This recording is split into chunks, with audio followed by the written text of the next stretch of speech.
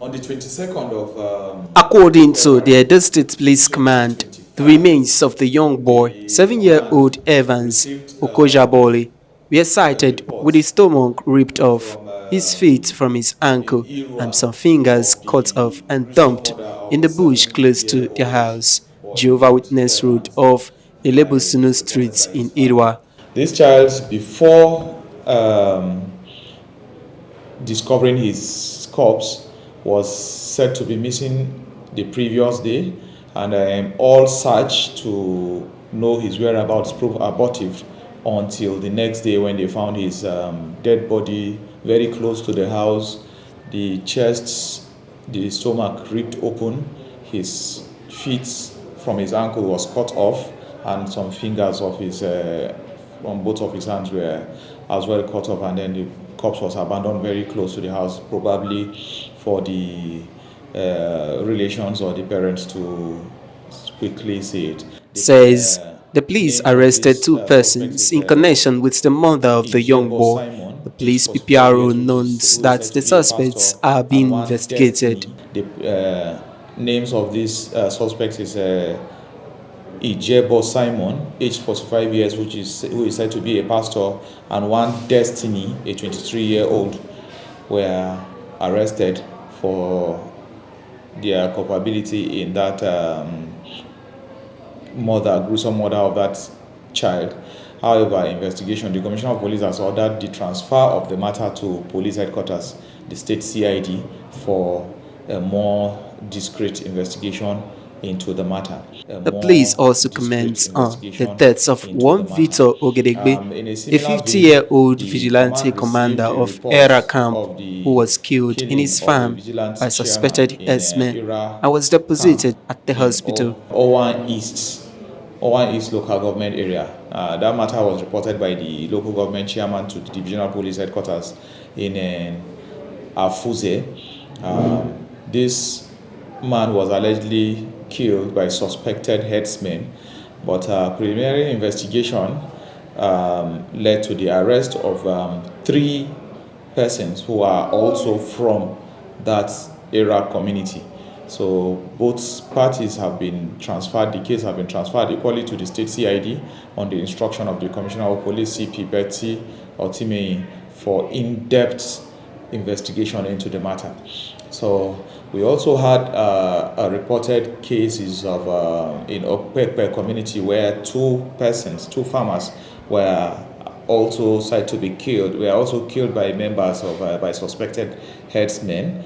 The Commissioner of Police reviewed the security situation there with a view to arresting the perpetrators and equally to forestall reoccurrence of that incident.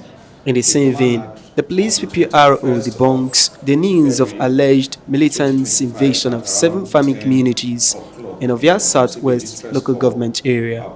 The command had, on the 21st of February 2025 at around 10 o'clock in the morning, received a distress call about an ongoing clash between Monsi and Maidoti communities of Ovia Southwest local government area. Now, the operatives from Igobazwa police station, alongside their military counterparts and vigilance members, responded to the distress. On arriving to those communities I earlier mentioned, found out that there was some houses were set ablaze, motorcycles as well as farm produce. Contrary to reports of death casualties of 22 persons, the police image maker says only 7 persons were killed in the incident, while 6 others sustained injuries. The deployments made to that community, we recovered 7.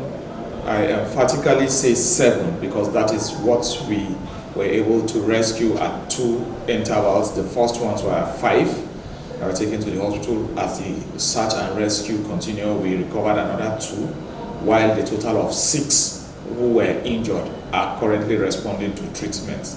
That was why I said we had a total of 7 deaths recorded, because those were the corpses that were recovered by security agencies, not just the police, but in partnership with the army and the vigilantes.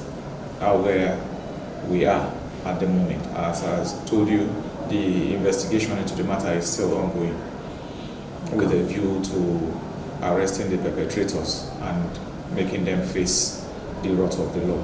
Members of the public are expected to report grievances to the police or any other security agents. They are not expected to take the laws into their hands.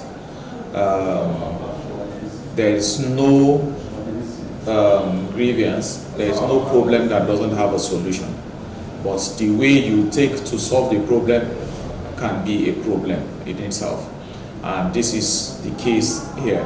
In fact, from now henceforth, you will notice a more robust synergy between the police and other security agents.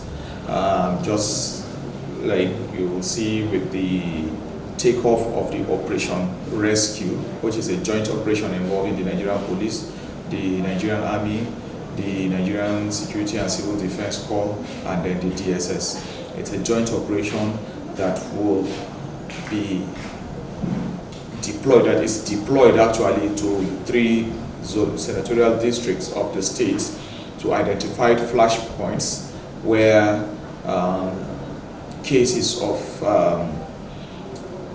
kidnapping and other vices are being recorded, so that they can respond swiftly to such distress calls in the near future. So as I'm talking to you now, the deployments have taken off. They have moved to their various points, and I want to assure the members of the public, especially the residents of Edo State, that they should feel free and go about their normal businesses without any fear, as the security agents here in Edo State, and especially the Edo State Police Command under CP Betsy Otime PSC MNIPS, is ever ready to ensure that safety is the watchword and remains paramount in the discharge of our duties. While suing for the collaborative support of the members of the public, the police image maker reiterates the command's zero tolerance for crimes and criminalities in the state, and the CP Betsy Enekme Otimi's resolved to ensure a safe Edo State devoid of crimes. Jude Aweke, reporting for US TV News, Benin.